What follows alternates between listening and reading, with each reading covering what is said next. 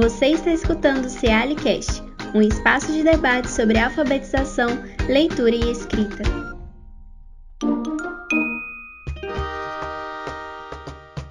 Olá, eu sou Mônica Araújo, professora na Faculdade de Educação do UFMG, pesquisadora do CEALI e coordenadora do NEPSED.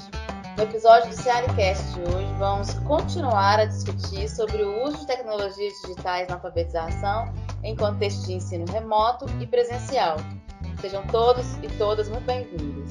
Hoje, nossa conversa vai continuar sendo com a professora Márcia de Souza dos Santos, professora alfabetizadora da Prefeitura Municipal de Belo Horizonte, psicopedagoga, mestranda em Educação pela UEM, e a professora Ana Paula Pessoa Dias, professora alfabetizadora da Prefeitura Municipal de Belo Horizonte, pedagoga, alfabetizadora há 31 anos, especialista em alfabetização e psicopedagogia. Sejam bem-vindas, professoras. Olá, boa tarde, bom dia, boa noite. Nós estamos aqui outra vez. Olá novamente, é com grande felicidade que o assunto foi tão bom que nós tivemos a continuação e esperamos que vocês gostem do que nós temos para falar hoje.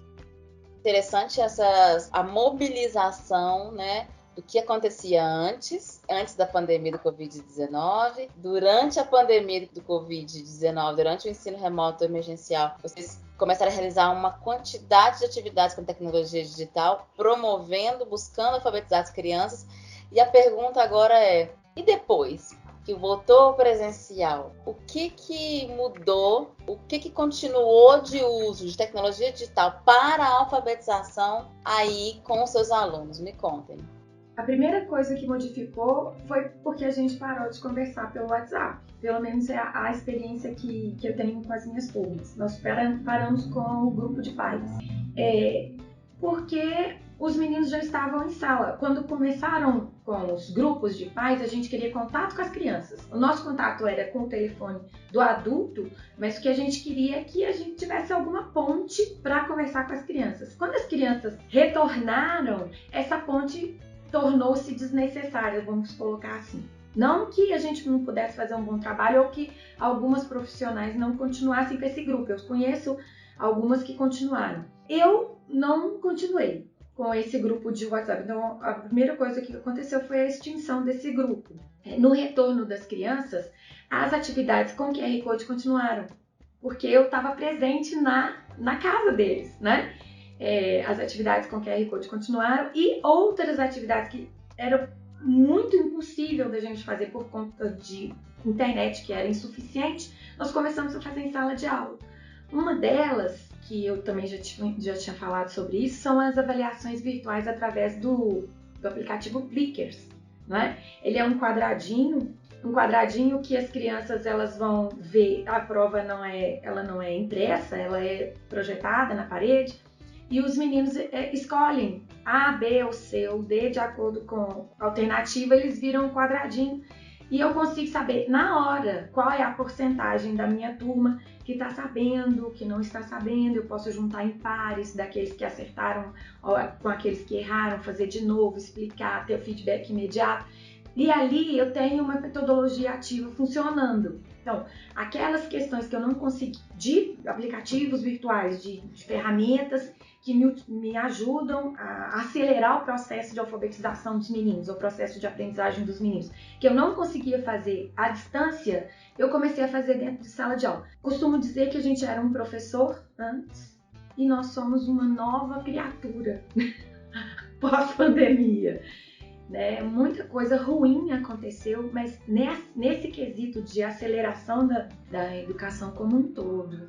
E nós estamos ainda com muito caminho pela frente. Tem muita coisa que a gente ainda precisa colocar dentro da sala de aula. Uma delas, eu tiro por mim, é essa questão de deixar de ser o centro da educação e passar a ser a orientadora do processo das crianças, do processo protagonista deles. É muito difícil a gente tirar isso, é tipo arrancar a pele. Então eu me vejo fazendo muitas coisas ainda que agora eu não acredito mais, mas isso é tipo uma memória corporal, né? A gente tem que tirar isso da gente. Mas você então começou a fazer, você continuou fazendo vídeo para o YouTube e utilizando eles dentro do QR Code. como modo das crianças ter acesso com as atividades impressas, a possibilidade de produção daquela atividade. Então, uso de QR Code, uso de a avaliação virtual, virtual com uma ferramenta digital dentro de sala de aula, com um computador e uma tela grande, isso, né? Isso. E o enriquecimento também através das mídias, né? Eu uso muita gamificação com jogos. Tem lá, a Márcia falou, né, sobre a Escola Games, o Infogames. Tem também o Word Wall, que a gente usa muito. Eles são públicos, né? Então a gente tem uma infinidade de assuntos, uma infinidade de jogos, até sobre o mesmo assunto, com níveis diferentes que a gente pode utilizar. Nós temos um também que são folhinhas digitais, que são atividades para os meninos, que a gente pode transformar esses links em QR Code, eles podem fazer no celular de casa. Nós recebemos materialidade da prefeitura, que são os tablets, né? E o Wi-Fi, infelizmente na minha sala não funciona o Wi-Fi, em alguns lugares da escola funciona, então a gente pode utilizar para fazer essas atividades. A gente pode introduzir também os mecanismos do Google, as ferramentas do Google que são compartilhadas, elas são, né? Os meninos podem fazer agrupamentos e usar o mesmo documento, o mesmo slide para criar informações, e esses trabalhos eles podem servir de avaliações não escritas, não xerocadas, não é?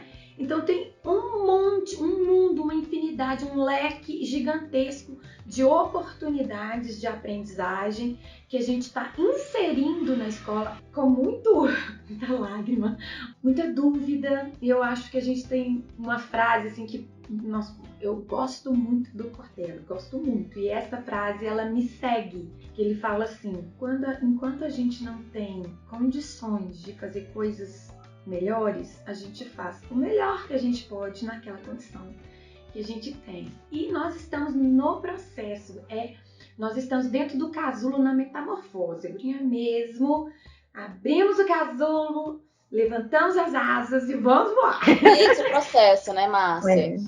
Como é que foi esse processo com você? Como é que você tem usado os dispositivos digitais que tem hoje disponível na sala de aula, na escola? Como é que é isso, para alfabetização? Você voltou para a referência 1 agora, depois da pandemia? Sim, voltei. Eu sou apaixonada com a alfabetização. Agora minha filha está caminhando para os 3 anos, né? Então, agora esse ano eu voltei, né, como professora alfabetizadora referência 1. E aí, como eu tinha visto toda aquela angústia, todos os movimentos, os prós e os contras, né, de grupos do WhatsApp, esse ano nós temos 3 turmas, né, de alfabetização. Eu e as outras 2 professoras, nós mantemos o grupo de WhatsApp para comunicar com as famílias, né, para tirar dúvidas de para casa. Então, assim, o grupo mesmo é para informes, mensagens necessárias, informações que muitas das vezes é mais fácil olhar o WhatsApp do que a agenda da criança, né? Então, aí temos o grupo do WhatsApp. Outra coisa também, chegaram os tablets. E antes da pandemia, eu indicava, né, para aquelas crianças com dificuldade, eu falava assim: olha, tem o jogo Lelê Sílabas, Silabando. Seu filho, sua filha precisa investir nessa parte de avançar no conhecimento do alfabeto, né, de perceber os sons. Na parte da matemática tem tal jogo. Então, com o grupo do WhatsApp, eu posso printar a imagem, né, e mandar para eles: olha, se for Play Store, você pode acessar aqui, utilizar esse recurso. Com os tablets em sala, eu pude instalar aqueles jogos que antes eu só mantinha no meu celular, e durante uma reunião de pais eu, né, comentava, mas era algo ainda distante da realidade. Então, na perspectiva que a Ana Paula falou, nós estamos sendo curadoras digitais na alfabetização. Então, atualmente, os tablets que as crianças têm são 8 jogos que foram baixados e instalados, não demandam internet, para poder a gente não ter esse contratempo. Além disso, tem também, claro, aquele momento do lazer, mas um ócio produtivo. Dos que tem, eu tenho ler e contar, matemática para primeiro e segundo ano, piano. O piano ele trabalha com sons musicais, tem a parte do pintar, do colorir, dos números, das vogais, e tem o momento de lazer. Por exemplo, hoje, né, voltando, já que o laboratório de informática ele foi desmontado. Foi desmontado? Né? Sim, foi desmontado, e os computadores que eram dos alunos foram para as salas, para que o professor possa usar, e estamos aguardando chegar o Data Show para poder ter mais interação, né, com as tecnologias em sala de aula. Estou aguardando ansiosa. Então a escola tirou o laboratório, não existe mais um espaço do laboratório. Os alunos usam os tablets na sala de aula e um computador com tem um computador por sala. Sim. E aí fica mais fácil para mim trabalhar com as famílias quando eu falo, olha, as crianças trabalham durante a semana, né, com as atividades, chega final da semana, né, dos dias escolares, na sexta-feira, a gente resgata, né, tem esse jogo que é para poder desenvolver.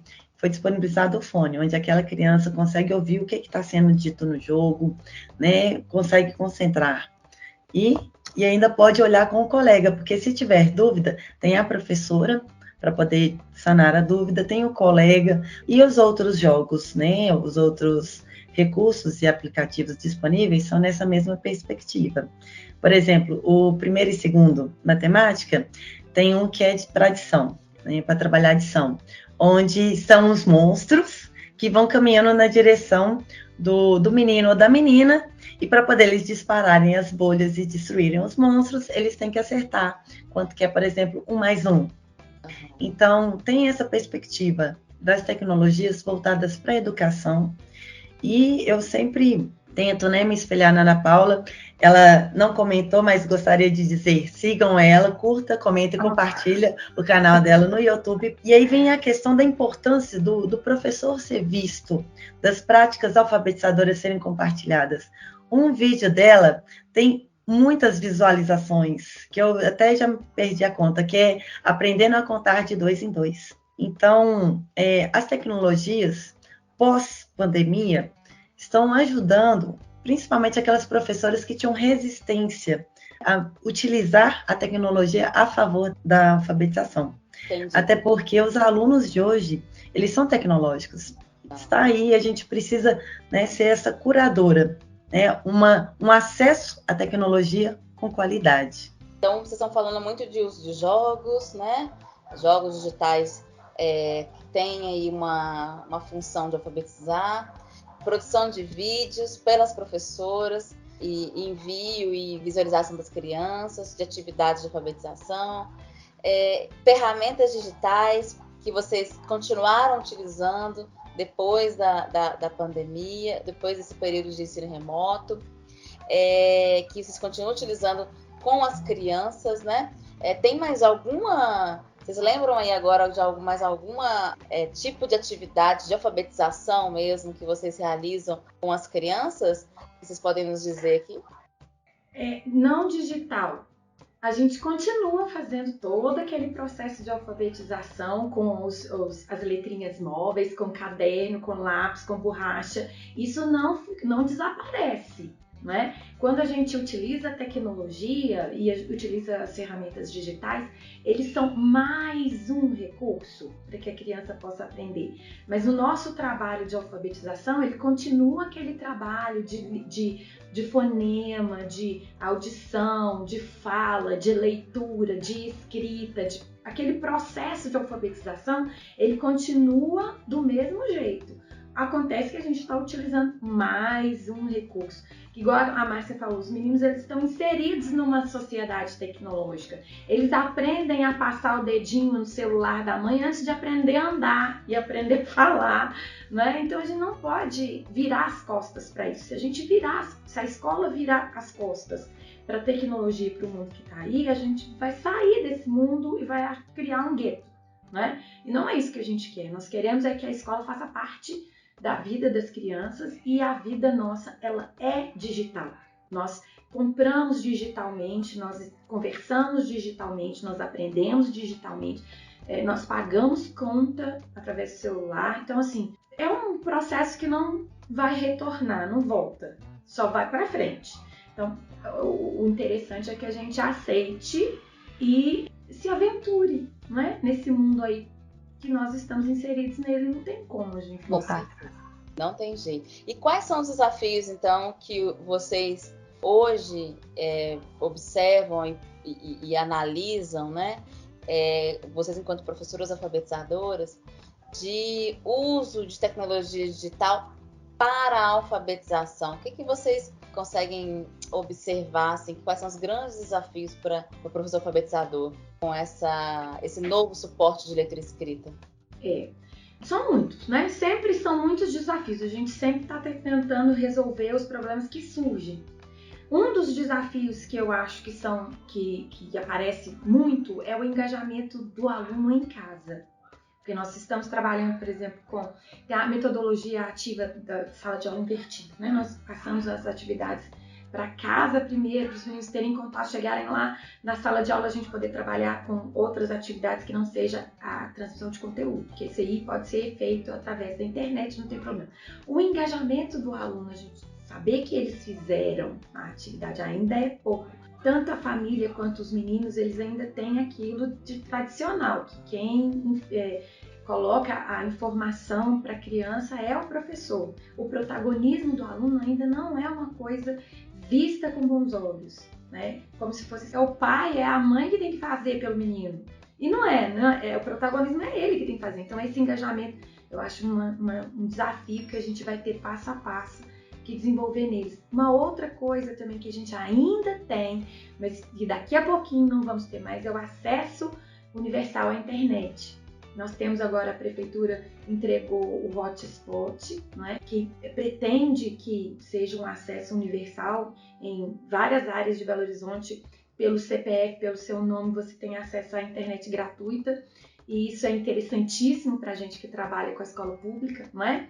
Mas ainda não é aquele acesso irrestrito, não é um acesso que funciona toda hora, não é? É uma questão desafiadora também, mas eu acho que estamos caminhando para isso. Que é o acesso, né, Ana Paula? Que é o acesso não só na escola da internet, do dispositivo digital, mas também o acesso da criança no espaço doméstico com o dispositivo digital, mas com a internet, né? Isso, de qualidade. e uma outra coisa que eu acho que é um desafio muito grande também é porque nós estamos iniciando esse processo e nós precisamos da nossa formação continuada. Nós precisamos de estudo e de entendimento e de executar aquilo em sala de aula, né? Como a gente está no início, nós temos uma desconfiança muito grande em termos de será que eu vou conseguir alfabetizar meus meninos usando tecnologia, que é uma coisa que eu tenho insegurança, né? Então, a gente pode fazer grupos de estudo na escola, igual na nossa escola tem um grupo de estudo das tecnologias e das metodologias ativas, mas é um processo também que demanda tempo, demanda o engajamento profissional e demanda outras questões que não é exatamente tecnológico, né? Tem a ver com a segurança nossa de trabalhar com aquilo dentro da sala de aula. Com formação profissional, né, Márcia? Sim, e esse né, na minha perspectiva, é um grande desafio, porque encontros como o que a gente tinha com a Ana Paula, que foi a nossa, posso dizer, a nossa guru digital, porque ela, após, né, passar daquele momento de angústia, ela conseguiu descobrir vários cursos e ela tinha uma facilidade de nos ensinar, olha, eu aprendi a fazer, né, o uso do avatar, falando, né, com tal instrumento, Gepeto, aprendi a utilizar o Jamboard, vamos fazer o planejamento, dá para poder montar, para quem não sabe, dá para montar uma roleta russa com PowerPoint. Existem vídeos tutoriais disponíveis no YouTube. Bem, então, assim, o desafio é esse. Como vamos nos formar, né, em curso, né, durante o curso, né, das nossas vidas, sendo que durante a semana, igual, por exemplo, eu e as outras duas professoras, nós temos a segunda-feira, que é um dia extremamente corrido, que às vezes tem percalços, e não conseguimos falar de um planejamento mais consolidado, mais envolto, imerso em tecnologias, ou mesmo debates sobre o desenvolvimento do aluno, porque a correria do dia a dia não nos permite. Então, um desafio é resgatar, né, desse período pandêmico, esses encontros que a gente tinha de conteúdo, de compartilhar, nesse momento que nós vivemos hoje no presencial. Outra coisa também que é um grande desafio é de que nós possamos sair dessa mente de a educação tradicional, sendo que nós precisamos ainda da valorização. O que ficou evidente para mim durante a pandemia é que o professor é importante, mesmo ele sendo mediador do conhecimento digital, né, o curador dessas tecnologias. O professor, ele foi assim, peça-chave, tomou iniciativa, nós colocamos o nosso rosto à frente, mas, em contrapartida, nós fomos desvalorizados. Desvalorizados no sentido de, vocês não trabalharam 2 anos no presencial, não conta para, né, esse tempo. Então, assim, percebo que nós precisamos dessa valorização não só em relação às políticas públicas da educação, mas a valorização da sociedade enquanto nosso profissional, né, de valorização. É um desafio que está posto. A gente tem que crescer muito ainda e mobilizar toda a sociedade. Sim. Mas eu quero agradecer muito, Márcia e Ana Paula, essa conversa que foi tão interessante de entender como é que foi esse antes, durante e depois agora do presencial, do uso de tecnologia, né, com as crianças em processo de alfabetização, quanto que vocês, professoras, se desafiaram e conseguiram realizar tanta ação docente, mesmo à distância, com crianças tão pequenas, né? E que vocês ainda continuam utilizando outras ferramentas, né, digitais, outros modos de ensino, não só com o impresso, o manuscrito, mas também com o digital, que é uma perspectiva importante que a gente tem que sempre tomar, e eu gosto muito de falar, sou pesquisadora desse campo há muitos anos, que é a gente entender que o digital ele não se contrapõe ao impresso, ao manuscrito, ele é mais um suporte de leitura escrita, e que a gente precisa trazê-lo com ele como mais um suporte, onde ele tem vários gêneros textuais que podem ser ensinados, tem uma série de possibilidades de ensino das capacidades específicas da alfabetização. Então, esse suporte, assim como os outros, também pode contribuir para o processo de alfabetização. Então, foi muito boa a conversa, adorei. Agradeço a participação de vocês e ficamos aí para um próximo episódio. Mônica, antes de despedir, gostaria de dizer que siga-nos no Instagram, @mar.psicopedagoga, para saber dicas de alfabetização, compartilhar informação. Nossos feeds de notícias estão sempre atualizados. Um beijo no coração. Obrigado para todos que nos escutaram até agora. Boa noite, bom dia, boa tarde, né? No horário que vocês estiverem ouvindo.